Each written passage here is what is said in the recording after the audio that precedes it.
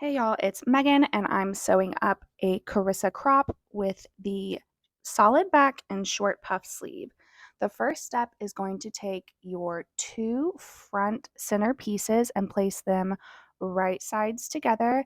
Make sure you're pinning them along the center, and you are going to stitch these together with a 1/2 inch seam allowance using your sewing machine. So you can use a zigzag or lightning bolt stitch or even a longer triple stitch, whatever you like. You do want it to be a stretch stitch though.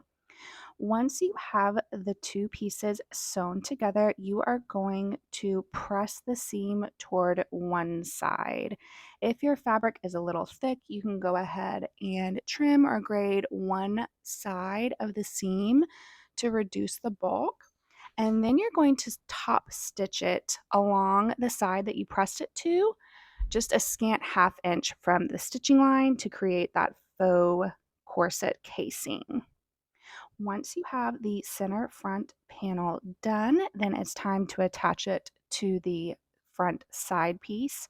You're going to align the top center panel to that marking on your side front piece, and then you're going to pin it together at the hemline and ease the rest into place. And again, you're going to stitch the center to the side front with a 1/2 inch seam allowance using your sewing machine.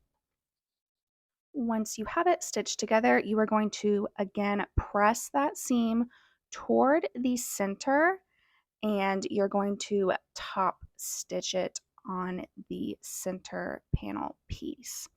And then you are going to repeat those steps with the other side front piece, sewing the center panel to the side piece and then pressing it toward the center and top stitching it in place.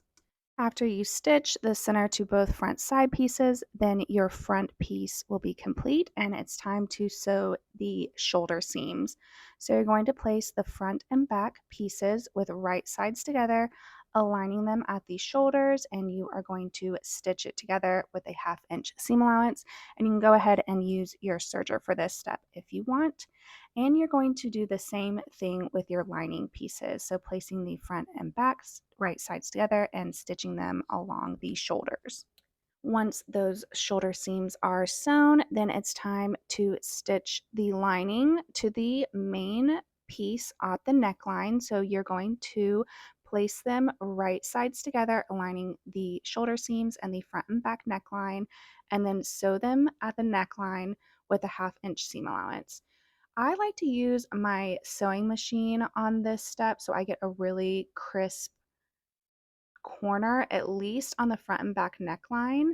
You can also just do the corners if you like. I stitch it together first with a sewing machine and then I clip to the seam but not through it, just like that, so I can serge the rest of the neckline together.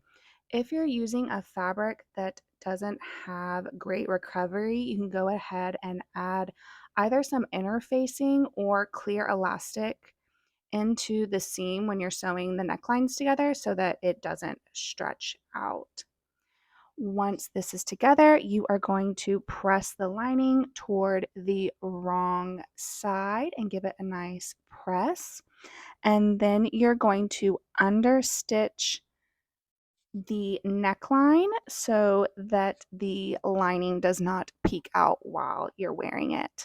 Then you can go ahead and set your bodice aside while we work on the sleeve. You're going to run 2 gathering stitches between the 2 markings on the top of your short sleeve and also along the bottom hemline so we can gather that short puff sleeve to the arm side and also on the arm band.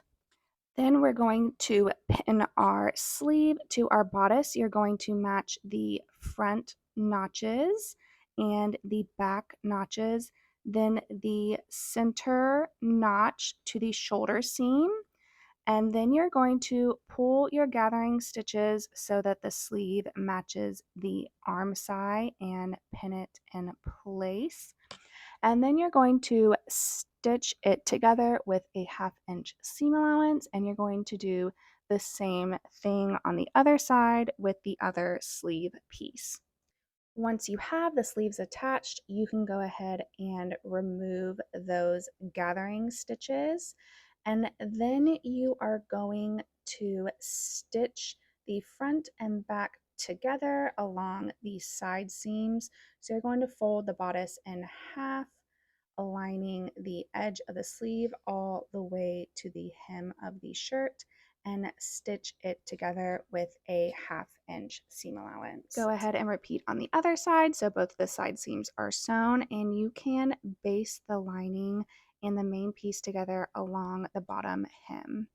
Then we're going to take our armband piece, and you are going to, I like to pre-press mine, as you can see, and I just fold it in half, right sides together, then fold it in half again and stitch it together, then flip it right side out.